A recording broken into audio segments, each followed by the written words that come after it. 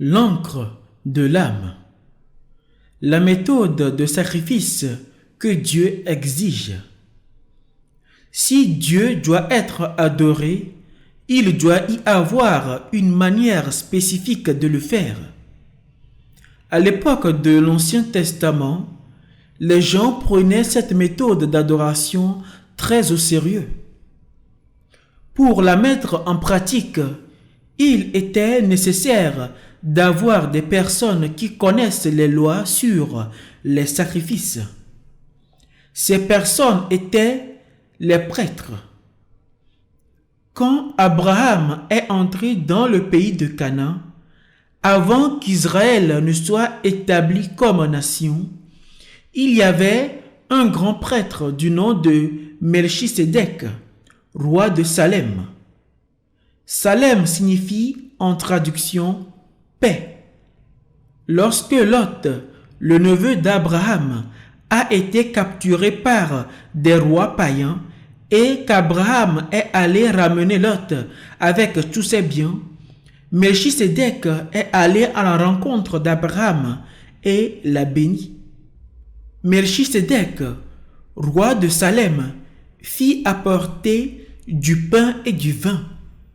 Il était sacrificateur du Dieu très haut. Il bénit Abraham et dit: béni soit Abraham par le Dieu très haut, maître du ciel et de la terre.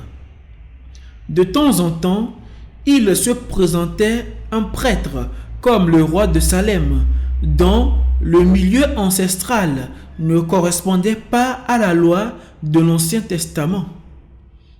La Bible nous dit que le roi de Salem, en particulier, était le prêtre du Dieu très haut.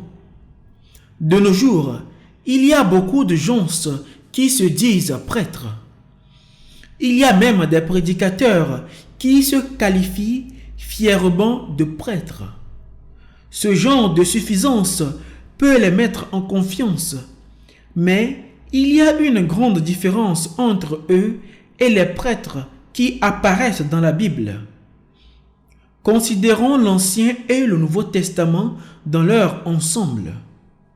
À l'époque de l'Ancien Testament, il y avait les prêtres et les grands prêtres.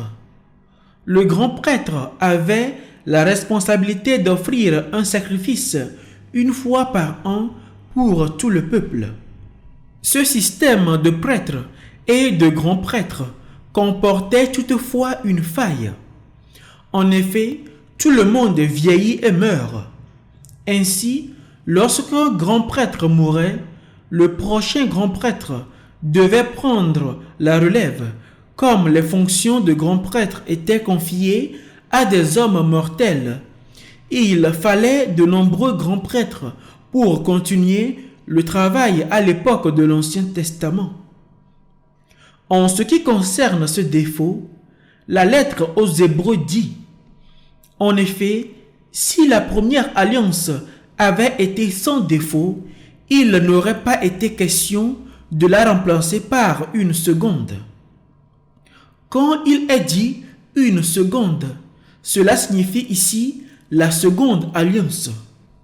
Avec l'établissement du Nouveau Testament, qui est la nouvelle alliance, la première alliance, c'est-à-dire la méthode de sacrifice de l'époque de l'Ancien Testament, perd son pouvoir et s'efface. Les méthodes d'offrande de sacrifice qui étaient utilisées continuellement à l'époque de l'Ancien Testament n'étaient qu'une ombre destinée à annoncer la nouvelle offrande du Nouveau Testament. En disant une alliance nouvelle, il a déclaré la première ancienne. Or, ce qui est ancien, ce qui a vieilli, est près de disparaître. Cela signifie que les choses qui se rapportaient à la loi disparaissent. Qui symbolise les grands prêtres de l'Ancien Testament? Ils symbolisent Jésus-Christ du Nouveau Testament. De même, les prêtres de l'Ancien Testament correspondent aux personnes du Nouveau Testament qui croient en Jésus-Christ. À l'époque de l'Ancien Testament, les prêtres représentaient le peuple, priant Dieu pour les péchés du peuple.